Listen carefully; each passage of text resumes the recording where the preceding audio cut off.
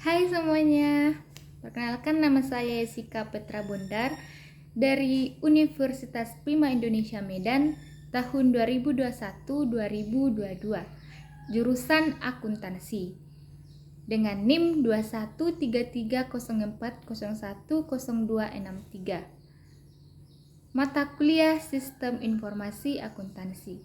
Dengan nama dosen pengampu mata kuliah ini ialah Bapak Hotua Samosir SPD MSI. Di sini saya akan menjelaskan topik perkuliahan saya dengan judul Sistem Akuntansi Pembelian dan Sistem Akuntansi Utang dengan 6 subtopik yang akan saya bahas. Yang pertama itu mengenai pengertian, yang kedua fungsi yang terkait, yang ketiga prosedur transaksi pembelian, yang keempat informasi yang diperlukan oleh manajemen, yang kelima dokumen yang digunakan, dan yang terakhir atau yang keenam yang akan saya bahas ialah prosedur yang membentuk sistem pembelian. Oke, sekarang kita masuk pada sistem akuntansi pembelian dan sistem akuntansi utang. Yang pertama, apa sih pengertian dari sistem akuntansi pembelian? Sistem akuntansi pembelian ini digunakan dalam perusahaan untuk pengadaan barang yang diperlukan oleh perusahaan. Transaksi pembelian digolongkan menjadi dua, yaitu pembelian lokal dan impor. Pembelian lokal ini maksudnya pembelian dari pemasok dalam negeri, sedangkan untuk impor adalah pemasokan luar negeri. Begitu. Yang kedua, fungsi yang terkait. Ada beberapa fungsi yang terkait dalam sistem akuntansi pembelian. Yang pertama yaitu fungsi gudang, yang kedua fungsi pembelian, yang ketiga fungsi penerimaan, dan yang keempat ialah fungsi akuntansi. Yang pertama tadi fungsi gudang. Dalam sistem akuntansi pembelian, fungsi gudang bertanggung jawab untuk mengajukan permintaan pembelian sesuai dengan posisi persediaan yang ada di gudang dan untuk menyimpan barang yang telah diterima oleh fungsi penerimaan. Untuk barang-barang yang langsung dipakai atau tidak diselenggarakan persediaan di barang di gudang, permintaan pembelian diajukan oleh pemakaian barang. Yang kedua, fungsi pembelian. Kalau fungsi pembelian ini bertanggung jawab untuk memperoleh informasi mengenai barang, menentukan pemasok yang dipilih dalam pengadaan barang, dan mengeluarkan order pembelian kepada pemasok yang dipilih. Yang ketiga, ini fungsi penerimaan. Dalam sistem akuntansi pembelian, fungsi ini bertanggung jawab untuk melakukan pemeriksaan terhadap jenis, mutu, dan kualitas barang yang diterima pemasok, guna untuk menentukan dapat atau tidaknya barang tersebut diterima oleh perusahaan.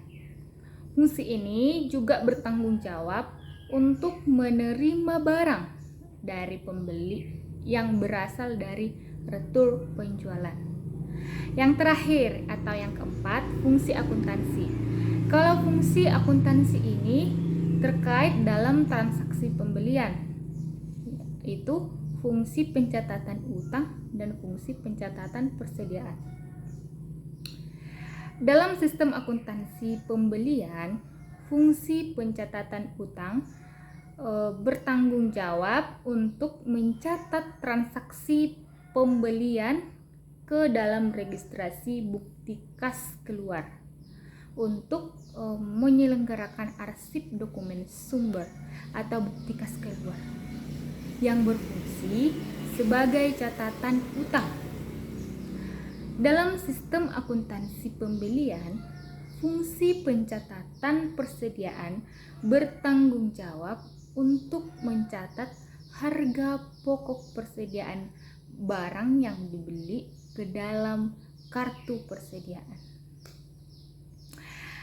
Untuk yang ketiga, kita masuk pada prosedur transaksi pembelian.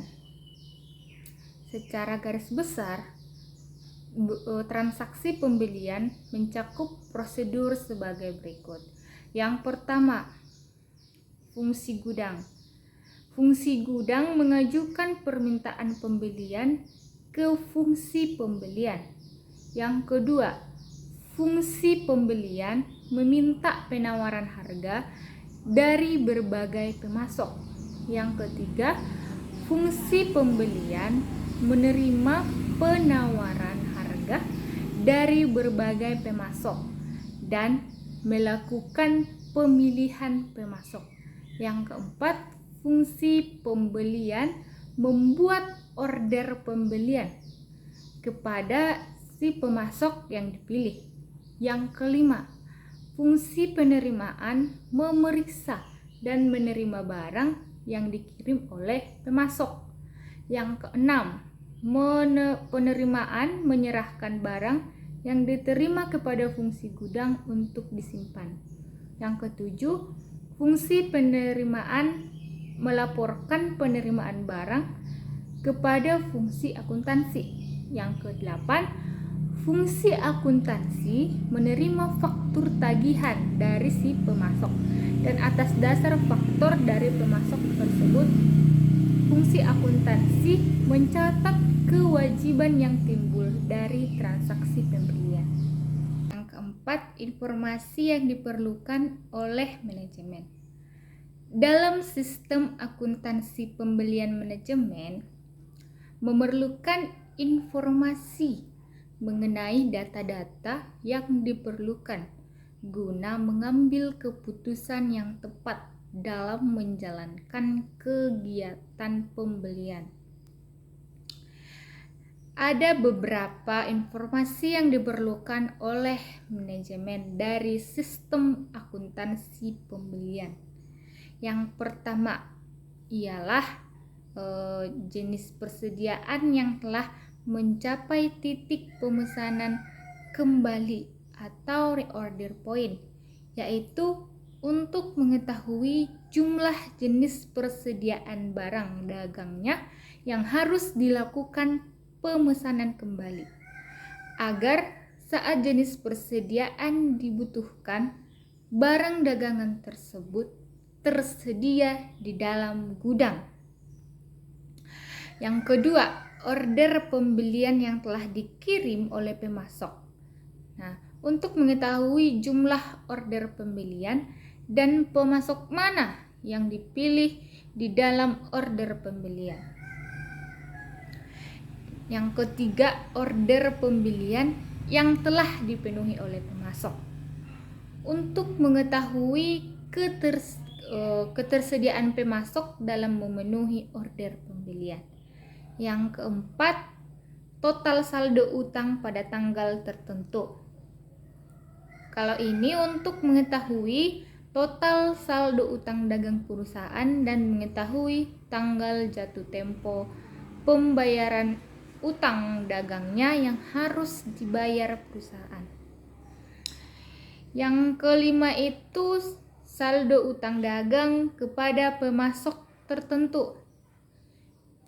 Untuk mengetahui rincian saldo utang dagang dari masing-masing pemasok dan mengetahui tanggal jatuh tempo pembayaran kepada pemasok tersebut.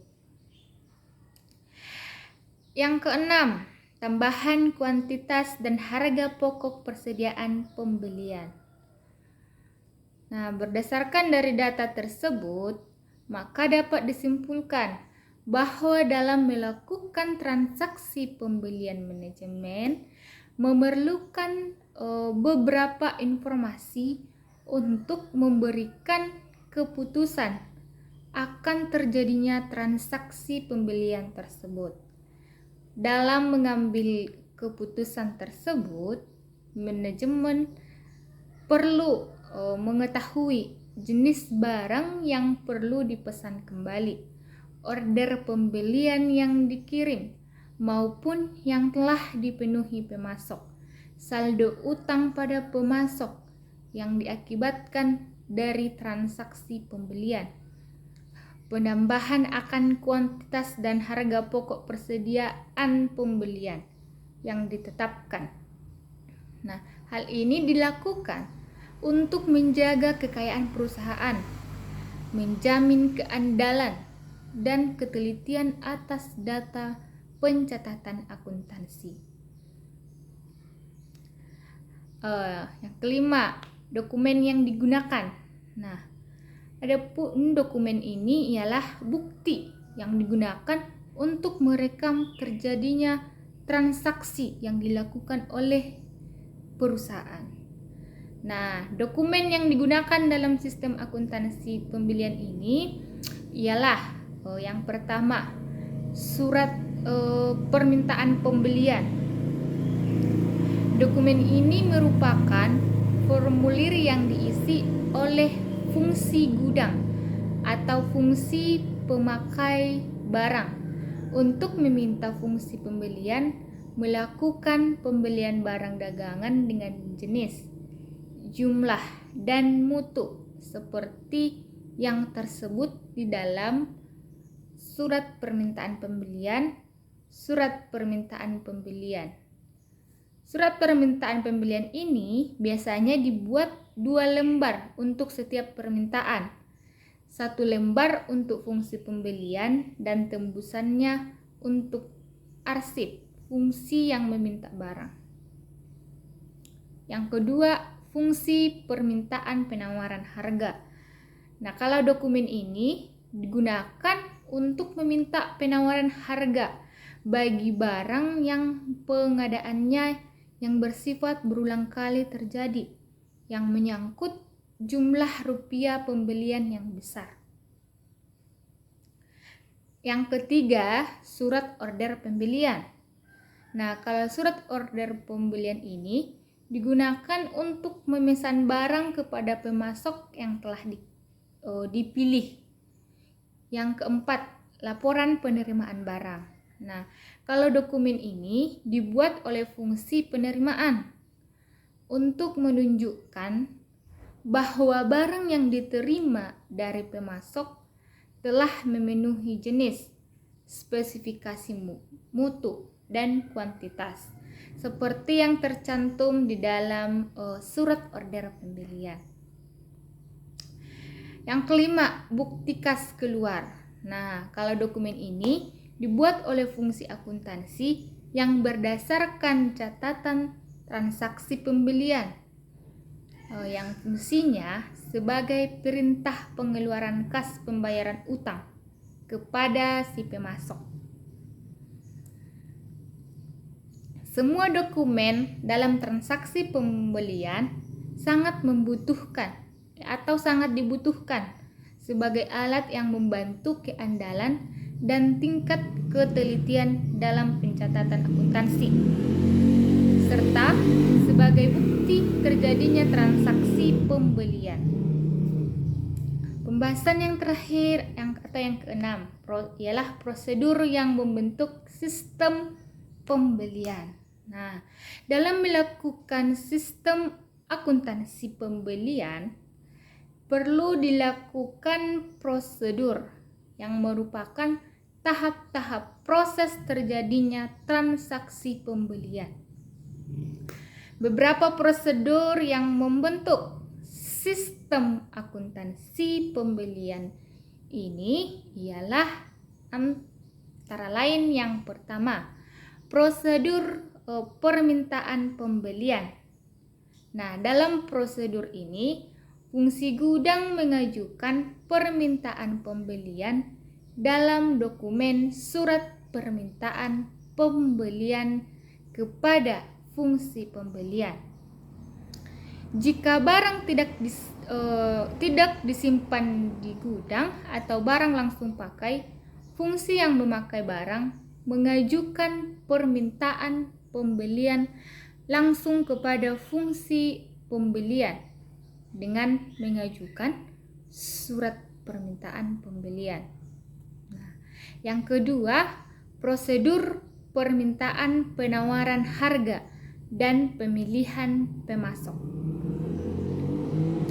Dalam prosedur ini, fungsi pembelian mengirim surat permintaan penawaran harga kepada para pemasok untuk memperoleh informasi mengenai harga barang dan berbagai syarat pembelian yang lain. Untuk memungkinkan pemilihan pemasok barang yang diperlukan oleh perusahaan. Jadi pemasok akan mengirim daftar penawaran harga barang yang dikehendaki.